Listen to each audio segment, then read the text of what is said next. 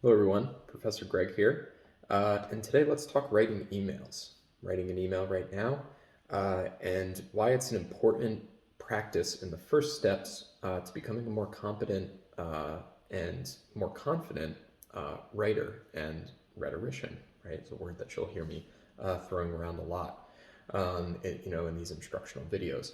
So here's one of the major things that I love, absolutely love about writing. When I was first starting off in my professional career, I was a very shy person. And just personally, I've always been, really shy. And what always drew me to language first, what drew me to writing and interested me in writing at first, was that I had the ability to patiently gather my thoughts uh, in as much time, in as much time as I could muster. And I was never a good public speaker. I was never really a good test taker because all of those things asked you to perform in the moment, right? But what drew me to writing was the fact that I could sit down and I could harness confidence in an idea that I had. I could tinker with it, I could edit it for clarity. So instead of thinking of writing as this daunting task, right, that I hear students say all the time, I'm just not a good writer, right? Um, what I would encourage you to sort of change your perspective on it and think of it as this moment where you get to sit down and you get to harness your confidence, and then you can take that confidence and you can put it on the page, right? And now, in order to do that, what you have to do is you really have to start eliminating a lot of the fear of communication in your head, right? I have students who say, "Well, I just don't know how to start. Everything that I write is bad." Don't judge yourself, right? If you write a sentence and it's bad, you didn't hit send yet, right? Especially if we're talking about emails. If you write a sentence in a paper and it's bad, you didn't submit it yet, right? It's still in the drafting process. So this is your opportunity and this is your time and your moment. Just put everything out there, right? Throw and toss everything down at the page. Now, back to writing emails specifically. What I love about the practice of writing emails to practice and become a more intuitive communicator, and trust me, right? Writing emails is the skills that you practice and that you learn in writing emails and communication discourse is going to bleed into the way that you talk to yourself, the way that you talk to other people verbally, through text message, through whatever it is, the way that you think about yourself as a communicator in non-messaging platforms, right? Maybe you have to write a report, maybe you have to write a paper, right? Whatever the assignment in school might be, whatever the assignment in grad school might be, whatever the assignment in your internship or your job might be. Uh, all of these things are interrelated, and they're like little tools in your toolkit, right? That you can kind of, you keep in there and then you pull them out when necessary, when you need them. And I've got this great book here that I would recommend people picking up. It's called Grammar for a Full Life. And then the subtitle is how the ways we shape a sentence can limit or enlarge us. And this was really a book that I read a couple of years ago, and it is very practical, right? It's got like sentence structures in here, sample sentences and things like that. But what I love about it is it takes the practice of writing and it boils it down to really a philosophical framework.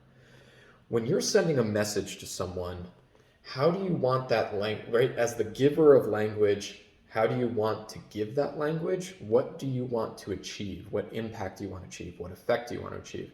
And then the recipient of language, how do you want them to receive it? Now, this isn't normally, right, in traditional school writing, this isn't normally something that we're primed to think about. But as you're beginning to sort of disentangle all of the thoughts that you've had about writing, I really want you to consider yourself, in sort of a spiritual way. What kind of writer do you want to be? If you're sending an email, there's probably a handful of anxieties that you have that hang you up when you're trying to write this email, right? Well, I want to be perceived as professional. I want to be perceived as smart. I don't want to come off as rude, right? And then by the time you're done with that entire list, it's like you're walking through the weeds, right? But boil it down to just two basic things. How do I want to give the language, right? Don't think about yourself, how you want to be seen and perceived. How do I want to give it? How do I want to give it so that the recipient on the other end, right, is receiving this language in a way that is informational, right, helpful, and then at the end of the day makes them feel smart, right? Like they learned something. Like maybe they learned something, or that I trust them with the information, whatever it might be, right?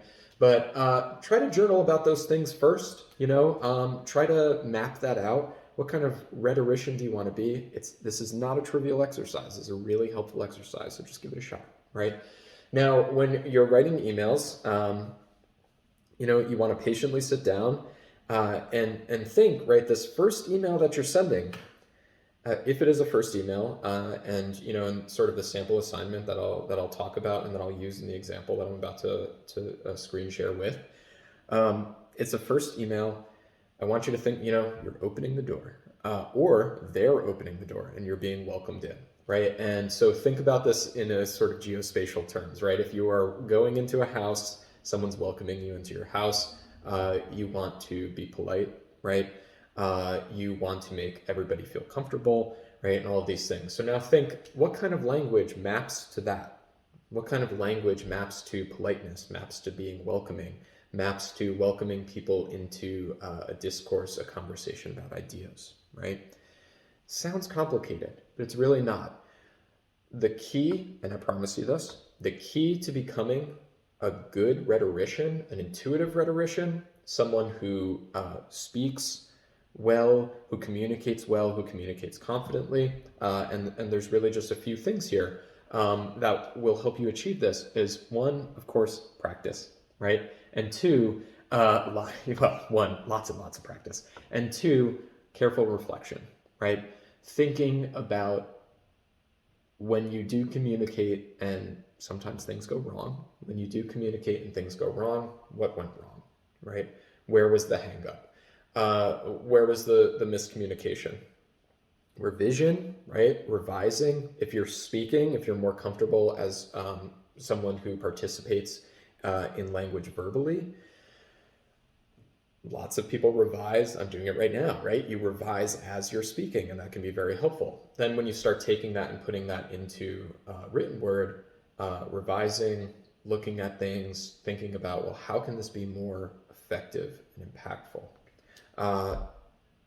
Once you start to become more thoughtful, once you start to make sure that you're thinking about participating in language in an empathetic way, in a way that is designed to teach, and I mean that very seriously, right?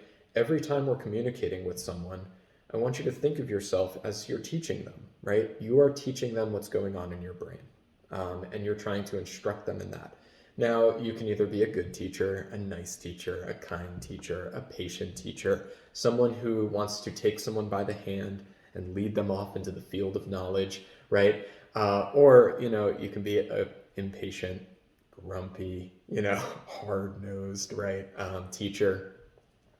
And that's really your choice, right? So it's all about making a choice. Now, I'm going to flip over to the computer, and I'm just going to walk you through some of the ways in which we can make practical decisions when just constructing an email, how we can focus on discourse, and how we can focus on information fluency, and we can get these things out there, and we can make ourselves feel really comfortable so that you're not doing what I'm doing right now, which is I've got an email open and it's sitting in my inbox. And it's been there for about a half hour because I'm doing the same thing that I'm trying to coach you on how to alleviate yourself of, which is to to be super anxious about how you're going to come off, right? About how you're going to be perceived, right? So I'll meet you back over in the office. All right, everybody, and welcome to the writing lab. As I just mentioned a moment ago, this video is writing emails for impact, right? And so we're just going to discuss and go over just some practical kind of tips and tricks that you can follow so that you feel like a more comfortable and competent, professional email writer, right? So the scenario that we're practicing with today is going to just be sort of an opening email, really a proposal, right, of sorts. So the sample that we're going to be using is you're writing to a professor and you're explaining to them why a piece of content you think should be included in the class, right?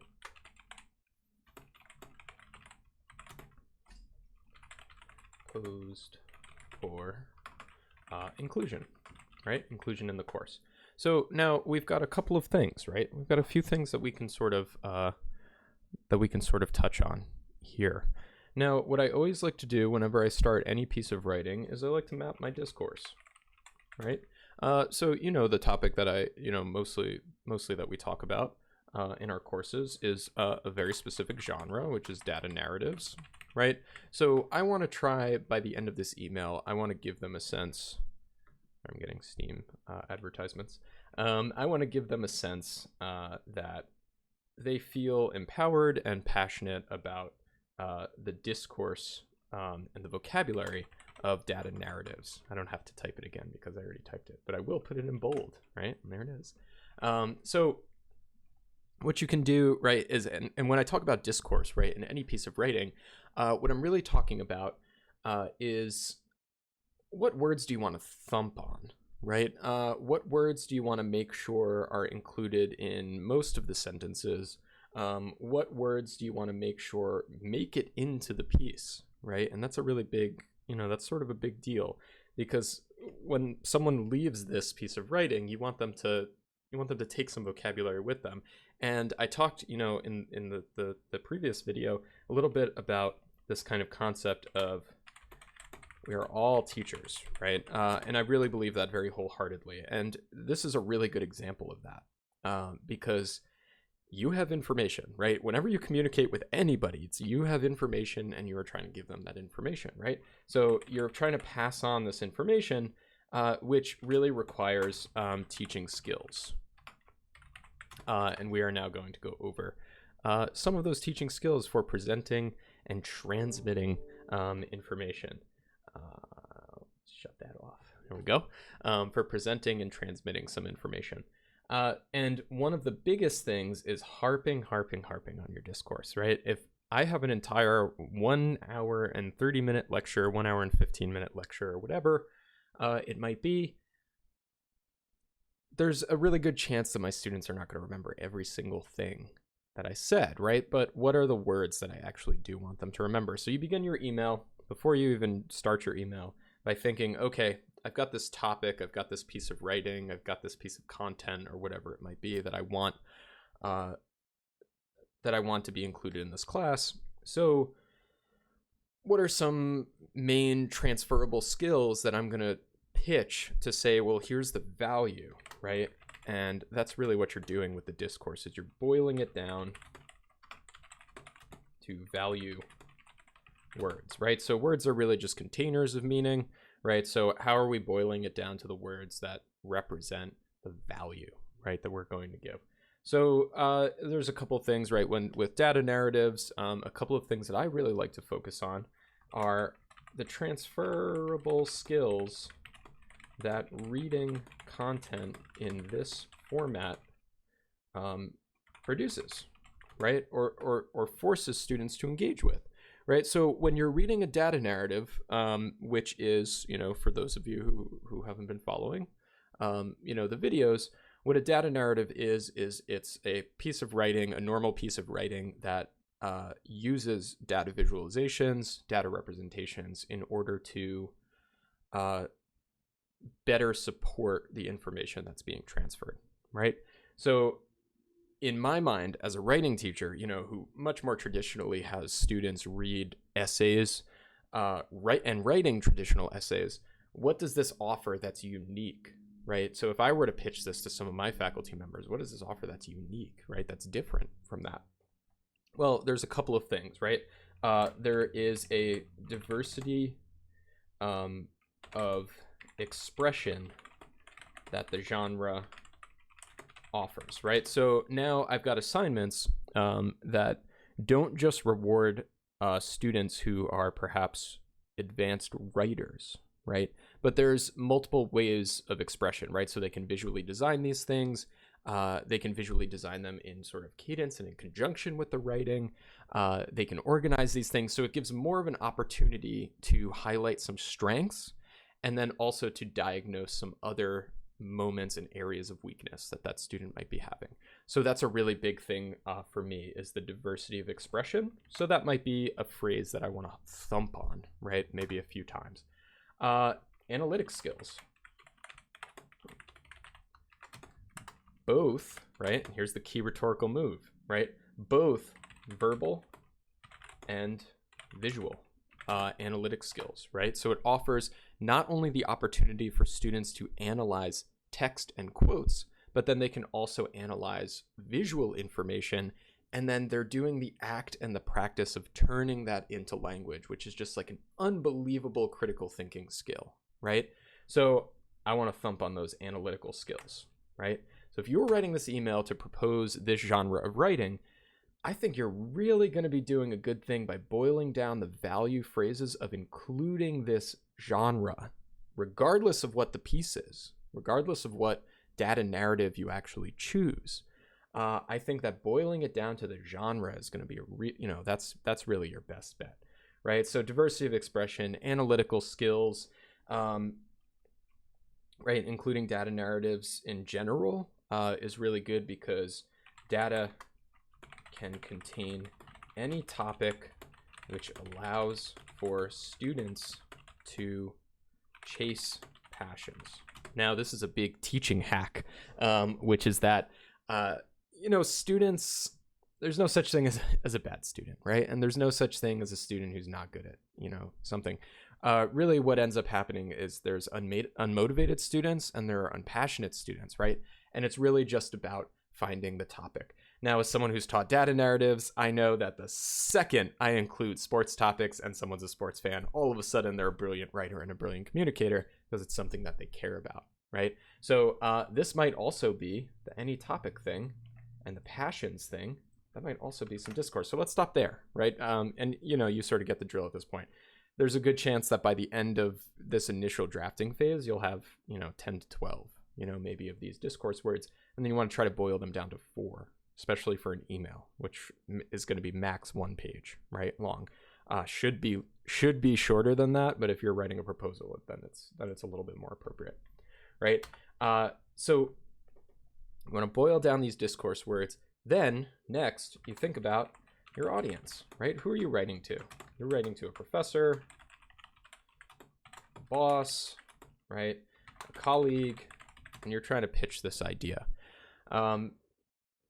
You want to analyze and sort of diagnose your perhaps existing relationship with these people, and you want to think about, well, how am I going to word this, right? How am I going to go into this? And you want to be mindful of the hierarchy of sort of where you fall, in your relationship with these people.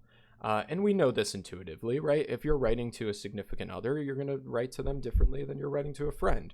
If you're writing to your parents, you're going to write to them differently than you write to a significant other, right? So trust your gut here, right? Write sort of intuitively there. And maybe there will probably be another video about how to specifically navigate the differences there. Consider your audience. Consider then the message. And this, you may refer to this as the thesis, right? But what is the ultimate ask? What do I want, right? What do I actually want to have happen? You don't want to get lost. So think of your thesis very much as a compass. There's a very good chance that your thesis, as it's written in this initial drafting process, won't even make it, right, into the draft itself, especially with an email, right? You don't want to come off robotic and essay-like with writing a thesis, but you want to write this thing down and say, like, well, what do I want and why do I want it? And then once that's there, right, you're going to be able to use it as your compass and say, when you're going back through your revisionary process and you're saying, am I getting to this as quickly as possible, what I actually want? Am I only including the information that I actually need in order to get the thing that I'm seeking and that I'm asking for? I like to end these things always with paths forward, and we can do a little bit more of that. You're presenting information and you're teaching, right? So it's not just a matter of presenting concrete information. Here's this data narrative about how they want to build a train that connects China to Europe, right? This is valuable, right? If you end there, it's, it's not going to be a whole lot of, it's going to be an information, but maybe the like, who cares kind of, moment is not fully there. The paths forward is really where you talk about and this comes at the end, your implications, benefits, rewards, right? All of that good stuff. That's going to come in the last paragraph. So what you want to do is you want to, and here's the email really, right? Dear whoever, whoever it ends up being, dear boss, dear professor. Keep it short and sweet. Hope you're enjoying your summer. I found this article that I thought might be great for our class, whatever it might be. I found this article that I thought might be great for our class. Give them the information about the article. Here's what it's about. Here's how it functions. You're really analyzing the form, right? You're not just regurgitating what it says, but you're analyzing the form, and you're trying to give them a sense of what was our discourse words, the transferable skills kind of idea that we're trying to map here. Transferable skills and benefits, implications. Here's why I think that this would be really good for our class, right? I like casual. Let me know what you think, right? That's always, and again, it depends who you're writing to or how confident you sort of feel with it, but let me know what you think. Would you like to schedule a Teams meeting? Would you like to schedule a meeting in person? And we can chat about these things. All my best, fill in the blank, right? Sincerely, have a great weekend. I always like to make things feel as human as possible. So if it's close to the weekend, you say, have a nice weekend. If it's Monday, you say, hey, happy Monday, or whatever it might be. And in my case, I'm going to write Greg, right? So some major, some quick kind of tips. Always sign on and sign off. The dear whoever, and then the all my best. That's just a respect thing. You want to basically do that. You're just, as you're practicing and as you're learning and as you're gaining the confidence, you always want to do that. Later on in your career, you could maybe start dropping it depending on the situation, but you always want to do that. You want to have a clear structure. Usually with emails, a 3-paragraph is a really nice organizational structure. You want to make sure that your paragraphs are staying on topic. So, I found this article. Here's the transferable skills. Here's the implications. Here's why it would benefit. Let me know what you think, right? And then a very clear structure. Now, like I said in the last clip, as you're practicing, especially, these things are going to be a mess in their early form. And then you start tinkering and tailoring and editing. Learning how to edit is where you're really learning how to write. It's a really important kind of lesson. And then as you become a more proficient editor, you're going to make less and less mistakes in the early drafts. You're going to become so much more efficient, and you're going to get to things so much quicker. All right. That's it for the email lesson. Let me know if anyone has any questions. Feel free to reach out. All right. And have a wonderful day.